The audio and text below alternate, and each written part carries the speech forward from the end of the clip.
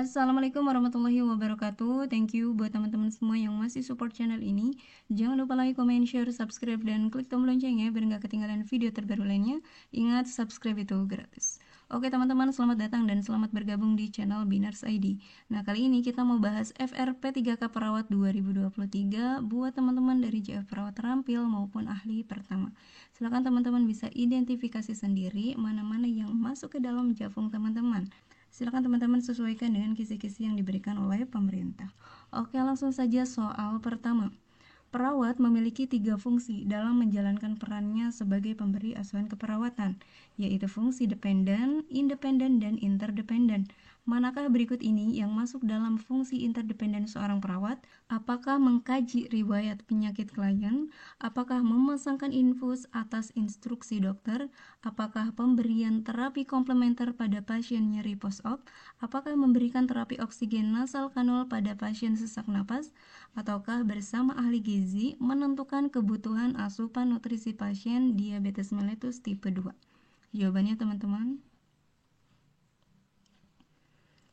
Oke, 3, 2, 1. Jawabannya adalah bersama ahli gizi menentukan kebutuhan asupan nutrisi pasien diabetes mellitus tipe 2.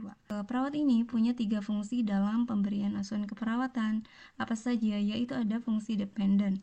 Dependen itu artinya ketergantungan. Ya, contoh misalkan kita itu bergantung kepada keputusan dokter terkait dengan tindakan-tindakan medis yang diberikan kepada pasien. Kemudian ada fungsi independen. Ini adalah fungsi independen itu artinya kan kita bisa memutuskan sendiri tanpa harus bertanya kepada pihak lain atau tanpa ketergantungan dengan pihak lain. Itu namanya independen atau mandiri. Kemudian ada interdependen. Interdependen ini artinya kolaborasi ya antara bergantung dan juga tindakan mandiri ya. Jadi yang ditanya di sini adalah seputar interdependen ya, kolaborasi. Maka kita pilih jawabannya adalah yang ini, oke. Nah, kita lihat dulu ini opsi pertama, mengkaji riwayat penyakit klien. Ini masuk ke dalam fungsi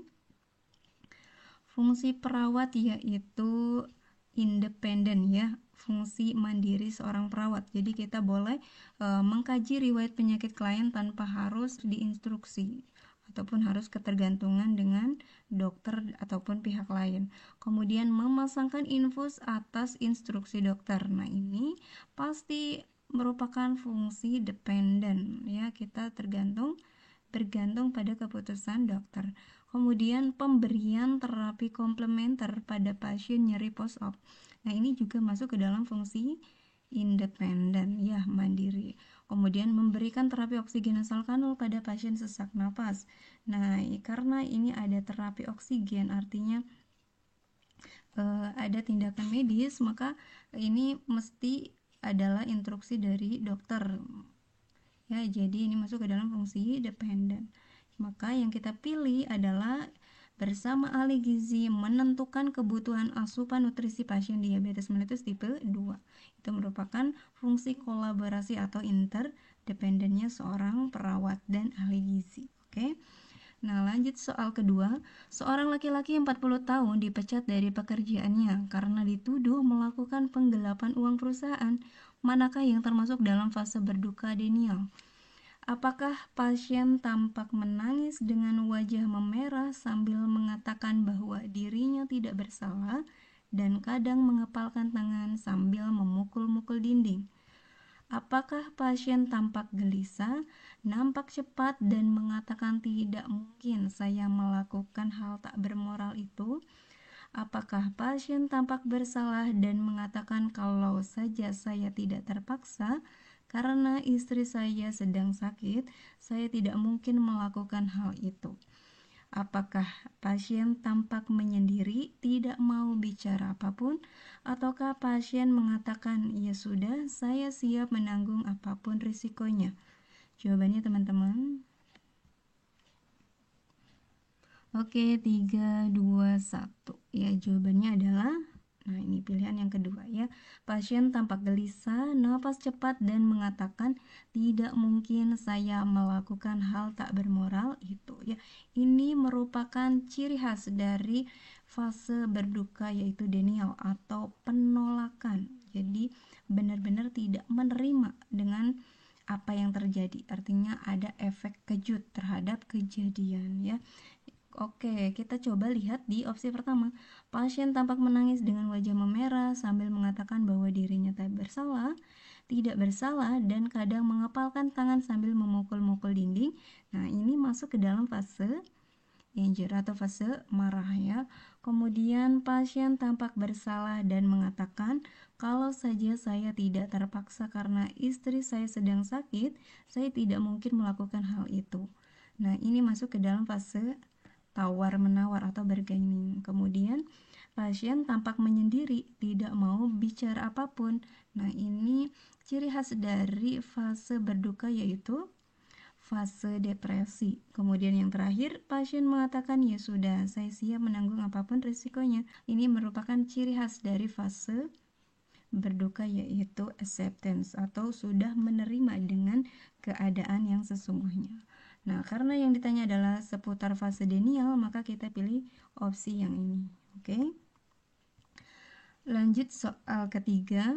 Seorang laki-laki berusia 47 tahun dirawat di rumah sakit jiwa dengan bicara kacau, mengomel tanpa sebab, dan sering berjalan mondar-mandir. Ketika dikaji, klien mengatakan mendengar suara-suara yang selalu mengejek bahwa ia jelek. Perawat merencanakan melakukan terapi keperawatan. Apakah terapi modalitas yang dapat diberikan pada kasus tersebut? Apakah TAK sosialisasi, apakah TAK stimulasi sensori, apakah TAK stimulasi persepsi PK, apakah TAK stimulasi persepsi HDR, apakah TAK stimulasi persepsi halusinasi? Jawabannya teman-teman. Oke, 3, 2, 1. Nah, jawabannya adalah TAK stimulasi persepsi halusinasi ya. Kita lihat dulu apa sih masalah keperawatan si pasien itu. Nah, kita bisa lihat di sini bahwa si pasien itu dia tandanya masih bicaranya kacau, mengomel tanpa sebab, dan sering berjalan mondar-mandir ya.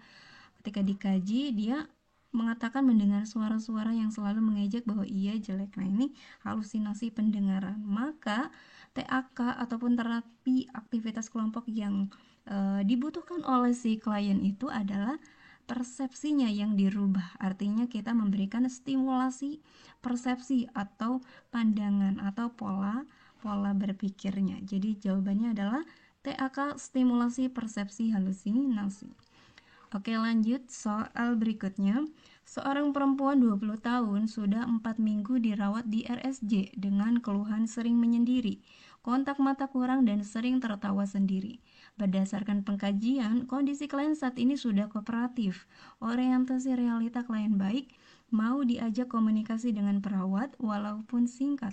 Akan tetapi, klien belum mau berkomunikasi dengan orang lain.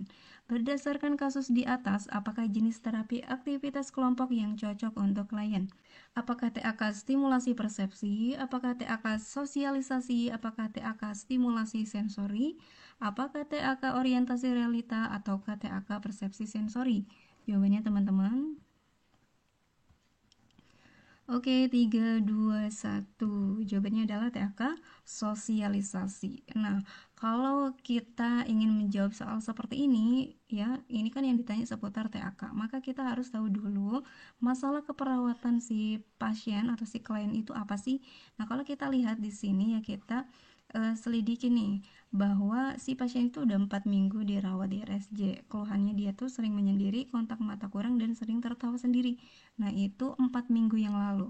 Nah, ketika kita mengkaji, berarti ini berdasarkan pengkajian saat ini ya, kondisi klien ini sudah kooperatif, orientasi realitanya juga sudah baik ya. Kalau sudah kooperatif artinya persepsinya sudah bagus, orientasi realitanya ya terhadap waktu, tempat, dan juga orang itu sudah bagus juga, dan mau diajak berkomunikasi dengan perawat walaupun singkat.